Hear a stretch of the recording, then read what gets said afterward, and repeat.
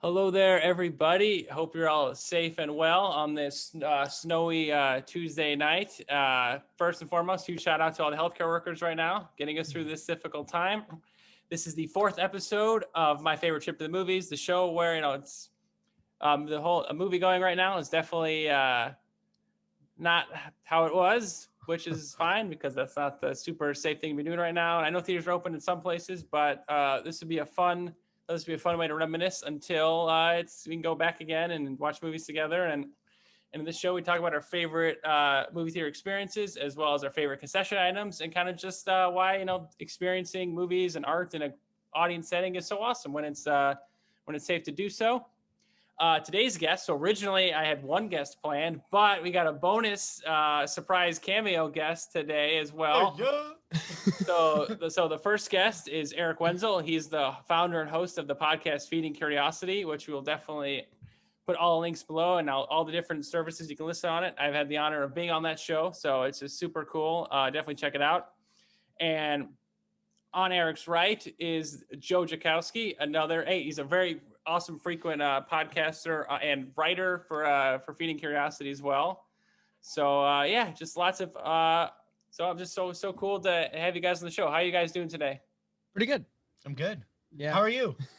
I'm good too. Good. Awesome. Got to check on the host. Yeah, exactly. Hey, that's so nice. Thank you, guys. So Erich and Joe, what has been your favorite trip to the movies, or like any or a few of them? Man, You first. that's tough. I guess probably one of the most memorable ones was probably going to the movies with my dad to see Star Wars Episode 1. I don't know how old I was. Probably like 9 or 10, maybe. I don't even remember. It was like 2001 or so, if I remember. But I remember that being a big deal because it was like growing up, as Joey knows, the Star Wars room is a staple of both Joes. But not every day you have two Joes in one conversation. But one more in a portal to the netherworld. Oh boy, it's crazy. But just having Star Wars be such a focal point of my childhood, and then being able to experience that with my dad and everything, and probably seeing the episode 9, no, not 9, 7. 7 was probably pretty big too, more recent times. Awesome. Yeah, I unfortunately didn't get to experience it at the time, but that Phantom Menace hype, that looked just so much fun. Like the first Star Wars movie in so long. That is so cool experience, and I'm so glad you got to have that memorable experience with your dad. That's so cool. And then 7, yeah, that one was kind of like Phantom Menace in the sense too, like first Star Wars film in so long, and that was like being an opening with when the rolling title came on, you're just like, yeah. Intro music makes everything. Absolutely. And I'd say even like that silent Lucasfilm, that always like just when you see that and you're just like, then that followed up by what you just said. Oh my gosh. And then how about you, Joe? That's a super hard question. I've seen enough movies and over a long enough period of time that I've either forgotten the experience itself and just remember the movie, or it has to be frequent enough, and now I have to be really picky about what it is exactly that I'm looking for, or try to find the one that's most interesting. But what I think generally is the factor for me that I find most interesting isn't just the movie, it's being with people to go see the movie. It's who I'm with. It's the experience of talking and whatever afterwards. So one example of this, I have two in mind. One was with Jojo Rabbit when I saw that, which I loved. And the other one was a movie called Cold War, which was a foreign film, a Polish film. It was all in black and white. That was about something like a tragic romance between two different characters from Poland that are leaving the Soviet Union at the time, and then coming back, and all the circumstances around the confusion in this era in Poland between the two of them. And there's it's sad, but it's sort of beautiful, melancholic in some sense. And I had a relatively young relationship at the time, and it was this chance for me to kind of pridefully show some Polish history, along with seeing a absolutely amazing film. I think it was nominated for an Oscar. Oh, wow. Film, and it just stuck with me. I thought it was really cool. I get to say it in an old theater. I think it was the State Theater in Ann Arbor. There's two really old theaters that are owned by a nonprofit, and they're kind of considered historical places in Ann Arbor. So like the Michigan Theater is a like theatre, like old theater, like fancy, right, where you'd have Awesome. plays, and then they also show movies there. Oh, wow. So you can see some really cool stuff. And it was the ambiance, it was the cold weather, it was the film, it was the company, all that, and I loved it. That's cool. Oh, Joe, yeah, that was so perfectly said. And I love what you said about, sharing, like you said, something super important to you with somebody who you cared about. Like, that's like, and I think being in that movie theater, you're like, there's like, you have to be focused on what's in front of you. You can't I mean, obviously watching something with someone at home is awesome too, but when you're in that atmosphere and like, oh my gosh. I totally agree. Mm-hmm. And part of it is like, if it's like now with a group of people, we have set a specific goal that we will all attend to over the next 2 hours. We're all going to pay attention to this little piece of entertainment, and all of the distractions of your phone and Facebook and all of this is sacrificed to the collective experience that we get to have. And I get to enjoy that with somebody, and it creates for conversation and enjoyment that I might not otherwise. That's actually fascinating, because it's like one of the few places that phones are like strictly not allowed. Is it like still within theater? Like, let's see, one that and comedy shows now. Right? Yeah. And as Joe was explaining there, one actually came up that me and Joe watched the film Annihilation together at the movies. And that film itself, I remember going and seeing that because we just had this ridiculous conversation, because that movie is so ridiculously trippy, and just trying to unpack and make sense of it, because it's so imagistic and just like visual heavy that it's like you almost need another person to make sense of what happened. Yeah. Which that was probably one of the more recent films that had around the idea that you're going on here with like being with people and trying to explore ideas or immerse yourself in something creative. Oh, Annihilation, another awesome example. By the way, everyone listening, they did a film deep dive about that. You should check out. Yeah, we did. Feeding Curiosity. Oh yeah, we did. That's like episode 4. I think we could do a better job now. We probably could. Yeah, when you're in I think it's called the Shimmer, that like other world in that movie. Yeah. You're just like, you kind of, because I saw it with another person too, and I'm so glad they were there, because it's like just a lot to take in, a lot to handle that movie in a good way. There's a lot. Oh yeah. Yeah, it's a really interesting story. And it's super symbolic, and I don't know if you can really analyze it without knowing like psychoanalysis, like probably not Jungian stuff. It's so complicated. So I'm glad I'll have to add Cold War to my watch list. I have not seen that movie yet, but and I'm really glad you got to watch it in that setting too. And then Phantom Menace, like I love your Star Wars room, and I just like, and I'm so glad you got to have that such an awesome, positive Star Wars experience with your dad. Mm-hmm. So this next question, Joe, I'm told you have a really good answer to this one. You might have heard me when you were walking away, but favorite movie theater concession item for both you, Eric and Joe? It's cookie dough. It has to be cookie dough. So there is nothing. Okay, so I'm not kidding when I say that I will. So there are a handful of theaters in Ann Arbor where I live, and the old school ones don't have it. And so really? I will exclusively go to theaters that do. I will call theaters and ask them to see if they have cookie dough, because I need there to be cookie dough. That's amazing. It's a ritual. It's you go there, and I don't care about popcorn. It gets stuck in your teeth. I want delicious chocolate covered cookie dough, and I'm gonna eat it the whole time. And it got to the point where I was buying 2 boxes because I'd eat the whole first box before the trailers were done. which now I have a little bit more self-restraint, and in part because there are no theaters open, and because I was like, oh well, that's a little ridiculous, so you should probably not be doing that. So now you have a pre-box of cookie dough. The new rule is that I can't open the box until the trailers are over. You're so fidgety. I want to be a little piggy. I want to eat that shit. It's delicious.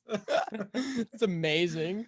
Exactly, and that's like, there's so many snack items that you have to be at a theater to eat them and enjoy them. I think that's one of them. Like that's definitely one of them. Yeah. I don't know. I don't know if any other time I've actually had cookie dough. Well, where else do you see it? I mean, you could probably find it at like a Walgreens or Probably. something, But it's not like every Boo. day. It's like I'm gonna go like, oh, I need cookie dough today. right, I need this. It's part of the experience. I go Yeah. there. That's what I get. Some chocolatey goodness, and I watch an awesome movie. with Yeah. cool Oh. people. How about you, Eric? So I'm not a huge fan, at least not recently. Didn't really ever get candy too often or anything like that. But when I did, I would say I don't even know. It's like those little crunch, like it's the crunch bar, but not. It's like those little balls where you let them melt in your mouth, and it's like the Rice Oh, Krispie treat. I don't remember what they're called, but there's like chocolate covered Rice Krispie treats basically. And I remember eating those when I was little and just let them dissolve in my mouth, and then I just yeah, exactly. Sound effect included. Your Nick said the same exact answer for snack, so That's hilarious. that's awesome. And for everyone who's not on, that's he's his younger brother is this. Well, I guess his younger brother my age, so Yeah. is the episode he was in 2 episodes previous to this one, so it's a fun. That's hilarious. Everyone You gotta ask your parents what their favorite I snack know. is, and then see who you got it from. Yeah. just continue to go down the lineage. Yeah, the lineage of My treats. great grandmother. That didn't even exist back then. She had it.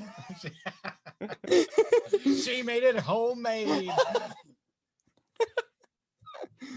And so our last question, and you both really beautifully went into this already, kind of, sort of, but just kind of like, so right now there's a lot of like, obviously streaming with stuff is the way we should be, mostly doing things right now. That's the safest option. But so even in but after this is, it's safer. What do you think is the importance of, experiencing movies and art with that audience or with that group or with other people and that, that on the big screen? Me first? Go for it. Cool. You got this. So, I mean, I think it has a lot to do just with like set and setting, right? It's important in psychology and things like that. It's part of it's almost like seeing a play or an orchestra, right? Like you got to be there to really experience certain things. And I think certain films, especially like the ones that are award-winning films, not just like action movie films, though like films like Marvel or something like that are still fun to see on the big screen. It's like certain films are just designed to have a different experience that are with the sound and being immersed in it, whereas it won't have the same effect as if you're just watching it from your home TV without the proper, the bells and whistles, really. So I think it's really important to remember like what type of film that you're watching and why you're actually watching it, because you can get something out of it from being in a specific environment. Yeah, totally agree. and part of it is that films are complex. So it's, if you could just say it, you wouldn't have to show it. Once you hit 1,000 words, maybe you should just show a picture, right? And so you get enough complexity that's showing up that you can't actually make sense of it all yourself all at once. So it's a lot of fun to be with a whole bunch of people. You can discuss the complexity of the film you just watched and make sense out of it. So I think that it's necessary to see a really good film with other people so that you can comprehend it the right way. More deeply. Right. Right. Because you can just watch and go, well, that was cool. The guy did that thing, that happened. And then you can leave and never think about it again. Or you can really have a moment between you and the people around you to try to understand this thing that's as complex and worth taking into consideration, like film. Yeah, it's interesting. Like, I don't know, Joey, this is probably similar for you since you love movies and films and even TV shows. But one of the things I've noticed that seems to be part of like the more normal conversation that people have, if you're just talking either on Zoom like this, or if you use Discord like I do with my other friends, a lot of the normal conversation that seems to come up between friends right now is the TV shows and stuff that we've watched recently that really captures our attention. And either one gets people to watch that so that you can then talk about it, or they like check your values, like Joe would say. It's like, are you interested in the same things that you say? And then, but if people say, oh yeah, I watched that too, I'm really interested in it, and all of a sudden you just spawn this amazing elaborative conversation around shared interests that you can just go on for who knows how many hours, right? Yeah, I think it even gets more complex than that. I think that they have all these questions on like dating websites and stuff. What do you like? Are you a cat or a dog person? And it's like, well, this is effectively useless because it tells you next to nothing. But when you can learn a lot about somebody from is what characters they identify with. So, Oh, interesting. because why do they identify with that character? What is it exactly that makes them right? If you identify with someone, you see yourself to some degree in them, Mhm. right? So if you really want to get to understand a person, you go to a film with them, and then you talk about who in the film they most identified with. Oh, that sounds really fun. That sounds awesome. Okay, you guys are not only giving great answers to these questions, but you're also blowing my mind here. Which is, oh my gosh. We're coming off post podcast right now, so we're like triple warmed up. Yeah, we've gone deep. Yeah, so many well said things. Yeah, Eric, I think you nailed like the big screen effect. Like, you know, you just got me the theater, and then Joe, I think you really nailed like the being with other people thing. And I think you guys just combined and really just, oh my gosh, that's a perfect answer. Well, I think that is the show mostly. What you got just to continue. Also, I just want to elaborate a little bit more after what you guys just both said. Yeah, I love what you said about the asking your friends what you're watching, because that's like totally the number one like topic right now among friends. It's like there's so many shows I unfortunately probably wouldn't have watched unless I had someone recommend it to me right now. Because like you said, you want to, and adding on to what you said, Joe, about like talking to friends, like I love going to the parking lot after, and I'll just like huddling around a car, and I'm just like just talking about. Oh gosh, I'm so nostalgic for that for sure. I miss those beer talks afterwards. I miss the whole thing. I can't wait until those moments where it's even too cold outside that you really should get in your car already. And you're already like, and you're sitting out there. Literally, I had that exact thought as I was explaining some of this stuff. I was like, I remember those, like, oh, we should probably go by now. Hey, you're in the moment. You're living life. Are theaters open in Illinois? Some of them, like, very limited, I think. I don't know how many are open around here, though. Yeah, so I think maybe one or two might be like maybe I know that the chains all closed down like early November, I think. Supposed to be back in the spring, so we'll see what happens. Nice. Hopefully everything's a little bit settled down by then with the cases and everything. Yeah. But hey, that's our show. Eric and Joe, thank you so much for being on. And we didn't know Joe was going to join us today, so that was like such an awesome surprise. And you guys both said some awesome things. So definitely check out the podcast, Feeding Curiosity. You guys have any other things you want to promote? Any words for the viewers? Just anything you want to add before we close?